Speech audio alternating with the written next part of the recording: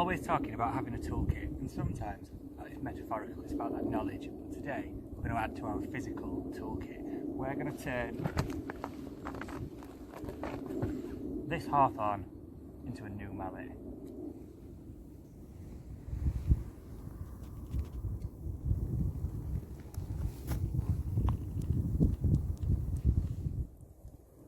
We're not going to use anything too flashy. All we're going to need is a saw, a knife. The beautiful irony of it is, if you have a mallet, it's a lot easier to make a mallet. The fire's going.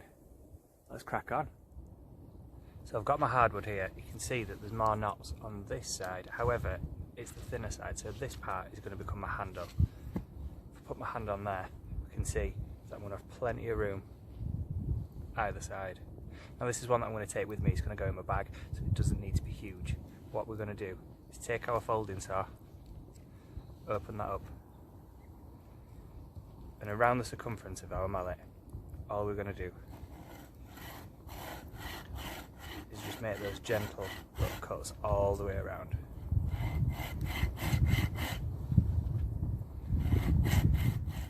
Once we've gone all the way around, it should look a little something like this.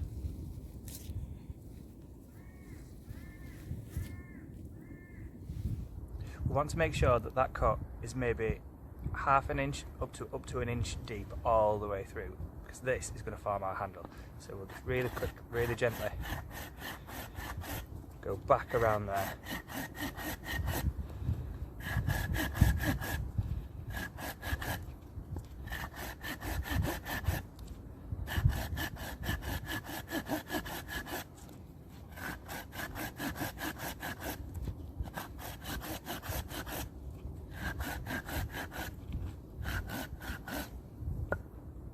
Perfect.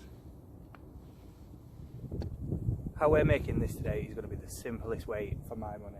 It's just going to be one solid homogeneous piece of wood. We're not using any wedges. The handle and the head of the mallet are just going to be one piece of wood.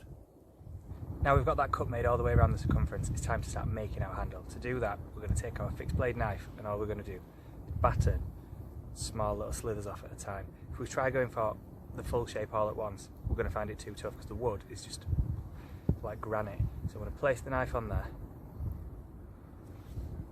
This is where it makes life easier if you have a mallet to make a mallet, and all we're going to do is just quite firmly batten through there. I'm going to keep hold of these parts for our little tinder pile, or kindling pile rather, and we're just going to rinse and repeat. Initially making a square shape around our handle. 2.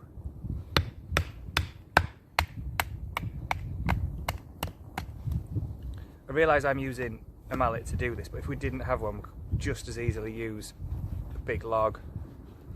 Same goes for all the rest of the kit really. Like, you don't have to have a Laplander, you could do this with just any kind of carpenter's saw. In place of a knife, we could use a chisel at home. Just make it as accessible as we can.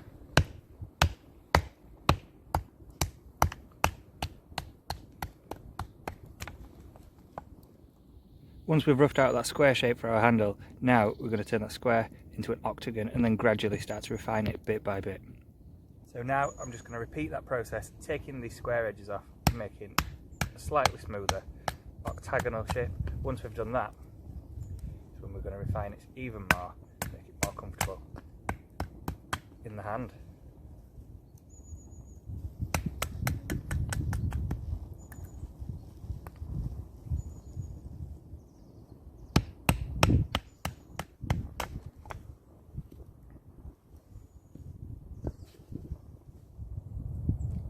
Now it's time to start the real carving part. This is going to be very uncomfortable to hold on to, so all we need to do is smooth out all those edges. We could either keep doing it with the knife, just battening through sliver by sliver, or if you've got access to an axe like I'm about to use, I find it makes it an awful lot quicker.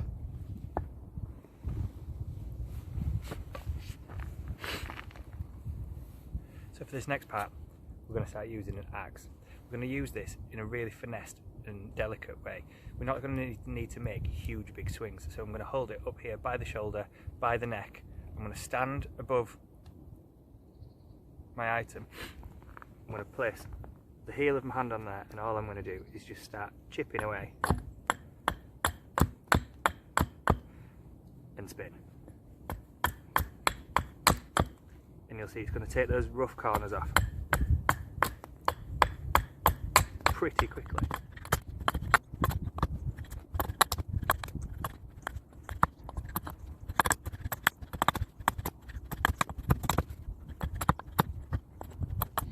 Now I've got the handle to the rough shape that I kind of want. There's still quite a lot of little burrs, little splinters sticking out of there. So all I'm going to do is find once more, take the fixed blade knife, and I'm just going to start taking some of those edges away. Just with a little push cut. Nothing too fancy, just we're away.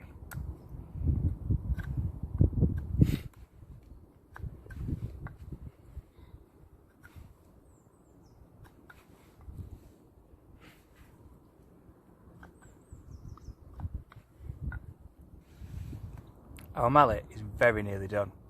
There's one thing that I like to do, this is just a personal preference, I like to chamfer the edges. What I mean by chamfer is just round it out a tiny bit. Again, we're going to need to use the knife for this.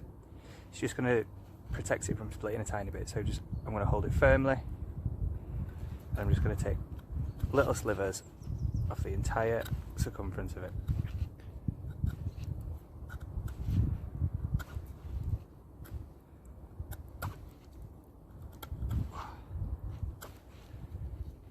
It's going to be a nice mallet, is this, because it's like it's made out of granite. The knife's struggling to go through it in places.